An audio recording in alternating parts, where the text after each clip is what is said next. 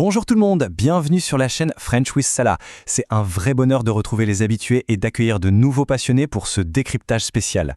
Aujourd'hui, on s'attaque à une analyse bien construite d'un texte vraiment fondamental qui s'intitule « Comment j'organise mon temps ». Le but ici, c'est de prendre cette méthode, de la décortiquer complètement et de la rendre super claire et surtout applicable tout de suite. Et oui, on va voir exactement comment passer de journées, disons-le, complètement chaotiques à un vrai modèle de sérénité et d'efficacité. Allez, c'est parti. Alors, voici notre petite feuille de route pour cette analyse. On va diviser tout ça en 6 grands piliers. D'abord, le besoin d'organisation, ensuite la définition des priorités, la planification et la division des tâches, la discipline et la flexibilité, le fameux bilan quotidien, pour finir sur un résumé global de la méthode. On attaque tout de suite avec le premier point, le besoin d'organisation. Retrouver le calme et l'efficacité. Et là, la vraie question, c'est pourquoi s'embêter à structurer ses journées ? Ce n'est pas juste une tendance de développement personnel, c'est une nécessité absolue. En fait, sans organisation, c'est souvent le chaos. L'esprit humain n'est tout simplement pas conçu pour jongler avec des dizaines de tâches en vrac. Résultat, des dispersions, des distractions dans tous les sens, et surtout cette sensation horrible et épuisante de courir constamment après le temps sans jamais le rattraper. C'est la fameuse surcharge cognitive. Mais, de l'autre côté, quand on commence à répartir les choses intelligemment, la magie opère. La journée devient tout de suite plus claire, hyper productive et honnêtement beaucoup moins fatigante. D'après l'auteur, c'est littéralement le seul moyen d'avancer avec de la constance. Ce qui nous amène à la deuxième étape, définir les priorités. L'essentiel avant tout. Bon, avant même de se lancer dans la moindre action, il faut faire un tri. Bah oui, toutes les tâches ne se valent pas. Le texte propose une hiérarchisation implacable en 3 niveaux. L'urgent, l'important et ce qui peut attendre. Des exemples ? Des devoirs à rendre pour le lendemain, des révisions qui approchent à grands pas ou des responsabilités familiales qu'on ne peut absolument pas repousser. Ces choses-là doivent écraser des activités secondaires. Et pourquoi être aussi strict avec ce tri ? Eh bien, tout simplement pour éviter de brûler une énergie mentale précieuse sur des petits détails qui, au final, ne feront pas avancer le schmilblick. C'est vraiment le secret pour garantir que l'attention reste concentrée à 100% sur ce qui compte. On passe au troisième pilier, planification et division, écrire et découper. Une fois que les priorités sont bien claires, il faut passer de la théorie à la pratique. Et la règle d'or ici, c'est de se libérer l'esprit avec un programme écrit. Garder son organisation de manière vague dans un coin de sa tête, c'est la porte ouverte au stress et aux oublis. En externalisant tout ça, c'est-à-dire en posant le programme de la journée noir sur blanc, on obtient une vision d'une clarté absolue.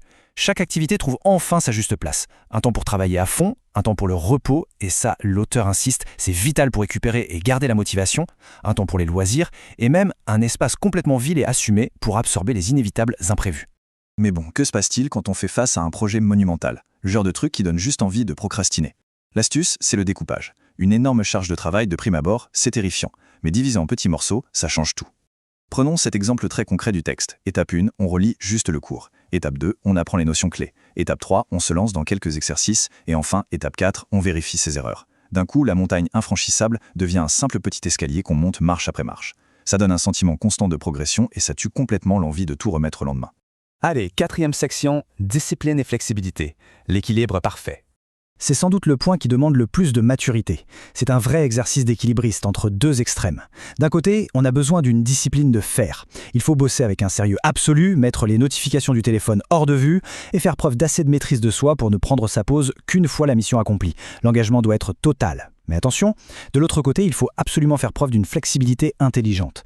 Face à un coup de fatigue soudain, une visite surprise ou un contretemps, on ne culpabilise pas et on ne jette pas l'éponge. Le but, c'est de s'adapter sans aucun stress. L'idée, ce n'est vraiment pas de devenir prisonnier d'un emploi du temps rigide, mais de savoir plier sans casser. Et voici une application géniale de cette flexibilité, la gestion de l'énergie, plutôt que la simple gestion du chronomètre.